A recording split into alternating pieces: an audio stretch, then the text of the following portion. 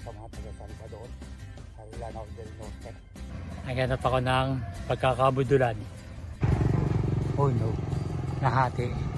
Kala ko puro banayad lang. Eh dito palang isin ko na. Eh dyan pa kaya budol kung budol.